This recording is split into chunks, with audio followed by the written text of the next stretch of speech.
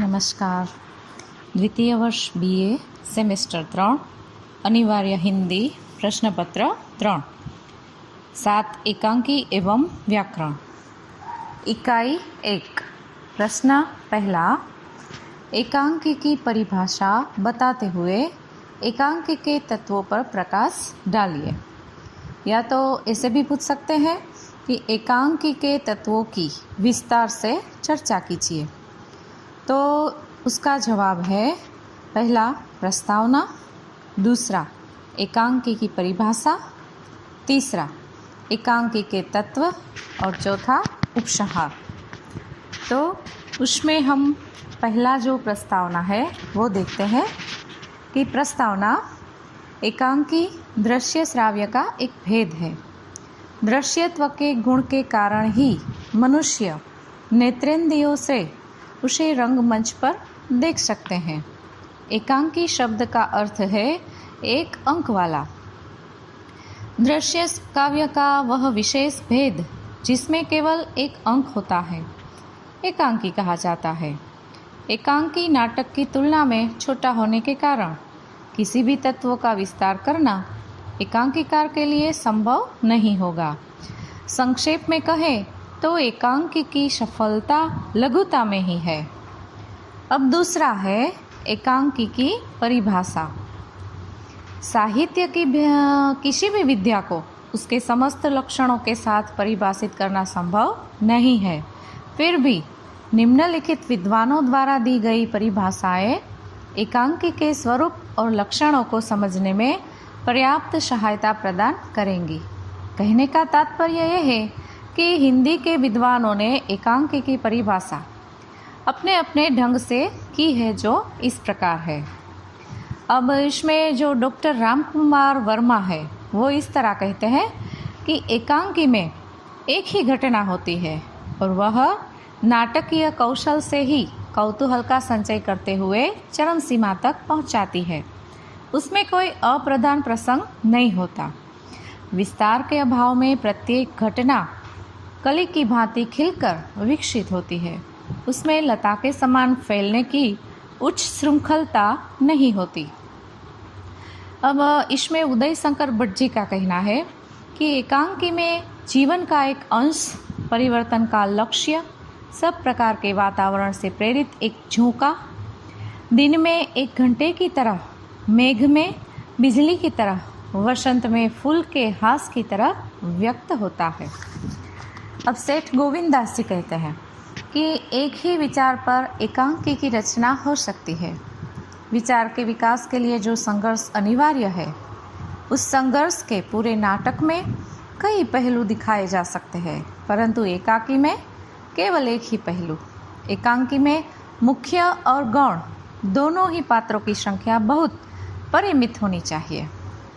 आगे डॉक्टर नरेंद्र जी कहते हैं कि एकांकी में हमें जीवन का क्रमबद्ध विवेचन न मिलकर उसके एक पहलू, एक महत्वपूर्ण घटना, एक विशेष परिस्थिति अथवा एक उद्दीप्त क्षण तक का चित्र मिलेगा। डॉक्टर सत्येंद्र जी कहते हैं कि एकांकी में एक ही अंग होना चाहिए और एक ही दृश्य।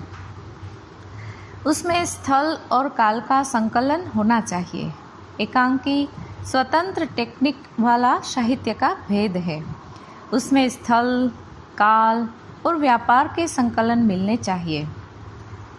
अब श्री सद्गुरु शरण अवस्थी जी कहते हैं कि एकांकी का सुनिश्चित और सुकल्पित एक लक्ष्य होता है। उसमें केवल एक ही घटना, परिस्थिति अथवा प्रबल समस्या होती है।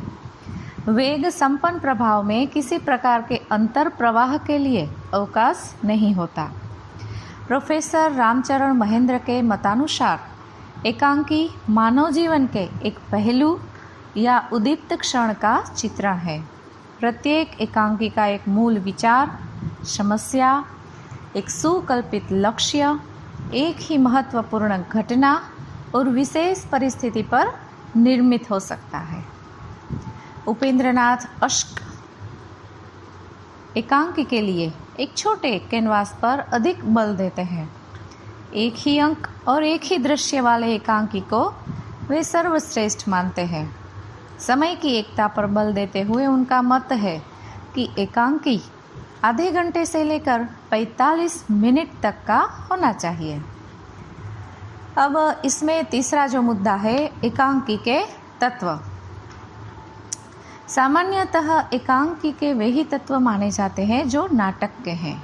इसलिए विद्वानों द्वारा स्वीकारे गए तत्वों का अध्ययन की सुविधा हेतु हम उन तत्वों की निम्नलिखित रूप से चर्चा करेंगे।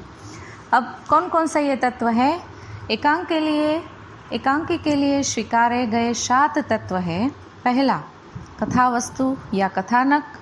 दूसरा, पात्र या चरित्र चित्रण।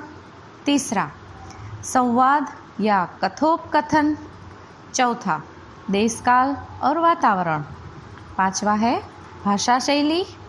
छठा, उद्देश्य। और सातवां है संकलन त्रय। तो जो पहला है कथा वस्तु या कथानक, उसमें हम देखते हैं कि एकांकी का यह तत्व अत्यंत महत्व का है। यह एकांकी का मेरुदंड है। इसकी कथा वस्तु किसी एक घटना या प्रसंग को लेकर ही लिखी जाती है। यह कथा मुख्य कथा कहलाती है। इसमें प्रासंगिक कथाएं नहीं होती।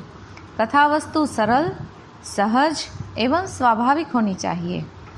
वस्तु चयन में लेखक पर किसी सीमा का बंधन नहीं लादा जा सकता, किंतु कथा वस्तु संक्षिप्त, रोचक, सुगठित, प्रभावशाली और विश्वसनीय होनी चाहिए।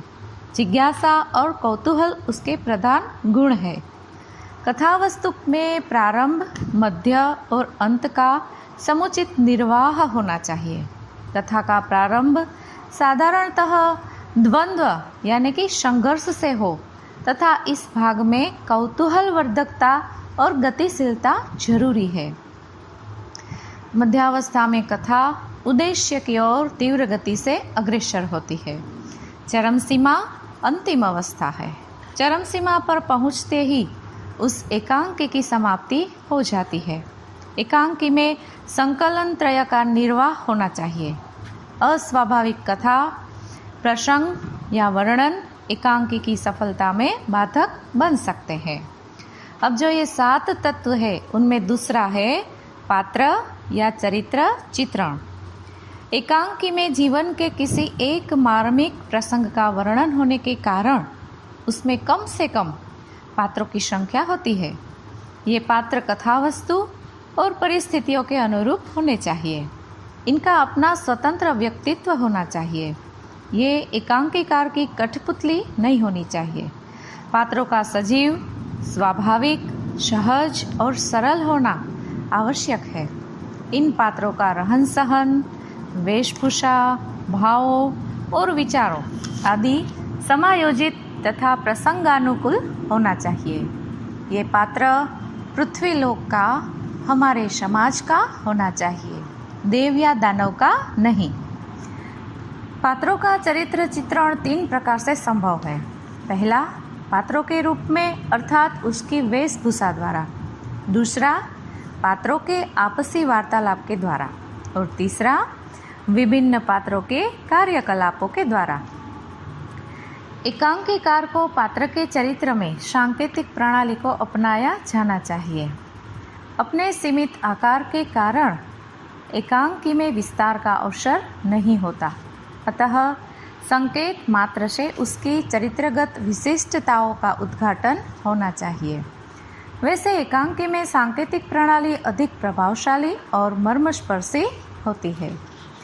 अब जो 7 तत्व वाला है, उसमें तीसरा है संवाद या कथोपकथन। संवाद एकांकी का प्राण तत्व होता है। 3 दृष्टिकोण से संवाद का विशेष महत्व है। कौन से 3? तो कि पहला, संवादों के द्वारा ही कथा वस्तु में विस्तार आता है। दूसरा, संवादों के द्वारा पात्रों की चारित्रिक विशेषताएं स्पष्ट होती है। और तीसरा, संवादों के द्वारा ही कथा वस्तु में गतिशीलता आती है। कहानीकार और उपन्यासकारों की भांति एकांकीकार स्वयं कुछ नहीं कह सकता। उन्हें पात्रों के संवादों के माध्यम से ही व्यक्त करना पड़ता है। संवादों के द्वारा एकांकीकार जहाँ तक विशिष्ट वातावरण का निर्माण करता है, वहाँ वो स्वयं अपने व्यक्तित्व और मनः स्थिति का परिचय भी देता है। कथा में रोचकता और विश्वसनीयता के प्रमुख माध्यम संवाद है। अतः एकांकी के संवाद संक्षिप्त, सारगर्भित, स्वाभाविक, वाक वैदग्ध्यता युक्त, कथा सूत्र को गति देने वाले, पात्रों की मानसिकता को उद्घाटित करने वाले और व्यंजनापूर्ण होना जरूरी है। एकांकी के संवाद रोचक, गतिशील, प्रभावशाली होने चाहिए। दीर्घ संवादों प्रायः एकांकी के स्वाभाविक प्रवाह को अवरुद्ध कर सकते हैं। अतः संवादों की संक्षिप्तता आवश्यक है। रंगशाला में बैठे दर्शकों के लिए संवादों का अर्थबोध एक समस्या न बन जाए, इसलिए सहज सरल संवाद रखे जाने चाहिए। अब उसमें चौथा है देश काल और वातावरण। एकांकी में देश काल और वातावरण के चित्रण का महत्वपूर्ण स्थान होता है। विशेष रूप से एकांकी की कथा ऐतिहासिक हो, एकांकी की विषय वस्तु और कार्य व्यापार वास्तविक और विश्वसनीय हो, इसके लिए यह आवश्यक है कि जिस देश काल की कथा हो एकांकी में दिखाया जा रहा हो, उस देश काल की संपूर्ण ऐतिहासिक, भौगोलिक, सांस्कृतिक और सामाजिक संगति में प्रस्तुत किया जाए। नाटक का प्रदर्शन रंगमंच पर किया जाता है, अतः उनकी वेशभूषा, खान पान, आचार विचार आदि युग और समाज के अनुकूल होने चाहिए। यदि ऐसा नहीं होगा तो वो रचना युग सापेक्ष नहीं बन पाएगी, उसमें काल दोष आ जाएगा। इस तत्व के कारण ही दर्शक कथा वस्तु में वर्णित समाज तथा युग का अंदाजा लगा सकता है। एकांकी में देश और काल का चित्रण दृश्य योजना, मंच सज्जा, रूप सज्जा, वेशभूषा तथा ध्वनि एवं प्रकाश के प्रभाव द्वारा किया जाता है। इसके अतिरिक्त भाषा शैली भी देश काल एवं वातावरण के निर्माण में सहायक होता है। अब उसमें पांचवा है भाषा शैली।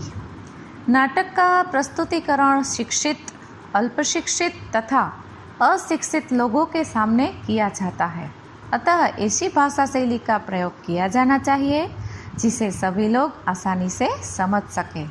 अर्थात भाषा शैली सरल, सुबोध, रोचक, प्रभावोत्पादक होनी चाहिए। एकांकी की भाषा शैली देश काल और समाज के अनुरूप होनी चाहिए। अनावश्यक, जटिल, गूढ़ या मृत तथा अपरिचित शब्दों का प्रयोग नहीं होना चाहिए। ऐसा होने से वस्तु स्थिति को समझने में व्यवधान होगा और आनंद में विक्षेप पड़ेगा। भाषा में संक्षिप्तता तथा व्यंजनात्मकता होनी चाहिए। कम से कम शब्दों में अधिकतम भाव अभिव्यक्ति एकांकीकार के कौशल का प्रमाण है। अत्यधिक अलंकारों के बोझ से दबी या क्लिष्ट या चमत्कारिक भाषा का प्रयोग नहीं होना चाहिए। एकांकी दृश्य श्राव्य काव्य है, किंतु काव्यात्मकता की कृत्रिमता से उसमें न हो।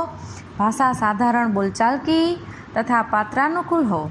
स्थानीयता का बोध उसमें भाषा के द्वारा ही हो सकता है, अतः आंचलिक शब्दों तथा मुहावरों का प्रयोग किया जाना चाहिए। एकांकी की सफलता के लिए जरूरी है कि एकांकी की भाषा अधिक से अधिक लोगों की समझ में आए। एकांकी में थोड़े में बहुत कुछ कहना होता है, अतः मुख्य रूप से समास शैली का ही प्रयोग किया जाना चाहिए। अब इसका छठा है जो वो है उद्देश्य। रचनाकार सुनिश्चित उद्देश्य की पूर्ति हेतु रचना करता है, अर्थात रचनाकार का कोई न कोई उद्देश्य होता है। एकांकीकार जीवन में जिस अनुभूति से प्रभावित होता है, जो विचार उसे आंदोलित करता है, जो व्यक्ति या समस्या उसे प्रेरित करती है, उसे सच्चाई से व्यक्त करना ही उसका उद्देश्य रहता है। जीवन का वास्तविक चरित्र एकांकीकार की सफलता है। एकांकीकार पात्रों के माध्यम से ही सब कुछ कहता है। पात्रों को माध्यम बनाकर एकांकीकार दर्शकों को प्रेरणा प्रदान करता है। उन्हें विचारमय या भाव संपन्न बनाकर उद्देश्य सिद्ध करता है। नाटक को पांचवा वेद कहा जाता है। अतः उसका उद्देश्य भी चतुर्वर्ग फल प्राप्ति का माना जाता रहा है, अर्थात धर्म, अर्थ, काम और मोक्ष की प्राप्ति नाटकों का उद्देश्य माना जाता था, किंतु परिवर्तित मनोवृत्तियों के कारण इसमें परिवर्तन होता गया है। आज के एकांकियों का उद्देश्य वर्तमान सामाजिक समस्याओं का उद्घाटन करना और उसका समुचित निदान प्रस्तुत करना है। सातवां जो है वो है संकलन त्रय। इसे अंग्रेजी में 3 यूनिटीज कहते हैं। संकलन त्रय अर्थात तीनों बातों की एकता, यथास्थान, समय और कार्य की एकता। वस्तुतः संकलन त्रय ग्रीक नाट्य शास्त्र से हमारे यहाँ आया है। कला की दृष्टि से इसका महत्व हमारे यहाँ भी विद्यमान है। एकांकी की कथा वस्तु को सुगठित एवं श्रृंखलाबद्ध बनाए रखने के लिए तीनों आवश्यक है। पश्चिमी विद्वानों की धारणा है कि एकांकी में इसका होना अति आवश्यक है। इसके मतानुसार एकांकी की कथा वस्तु एक ही स्थान पर एक ही समय में घटित होते हुए बतानी चाहिए। कहीं ऐसा ना हो कि एक स्थान पर एक घटना बताई जाए तो दूसरे स्थान पर 2 माह की घटना बताई और तीसरे स्थान पर 2 साल के बाद की घटना बताई जाए। ऐसा करने से कथा वस्तु में अन्विति का अभाव आ जाएगा और पूरी कथा वस्तु बिखर जाएगी। अतः ये आवश्यक है कि सारी घटनाएं एक ही स्थान और समय से जुड़ी हुई दिखाई जाए। कुछ आलोचक एकांकी में संकलन त्रय की स्थिति को आवश्यक नहीं मानते। हिंदी में कुछ ऐसे सफल एकांकियों की रचना भी हुई है जिनमें काल और स्थान की एकता का ध्यान नहीं रखा गया, पर ऐसे एकांकी अल्प है और हम उन्हें अपवाद मान सकते हैं। अब हमारा जो मुख्य 5 उद्देश्य थे, पहले 5 मुद्दे थे, उनमें से चौथा है उपसंहार।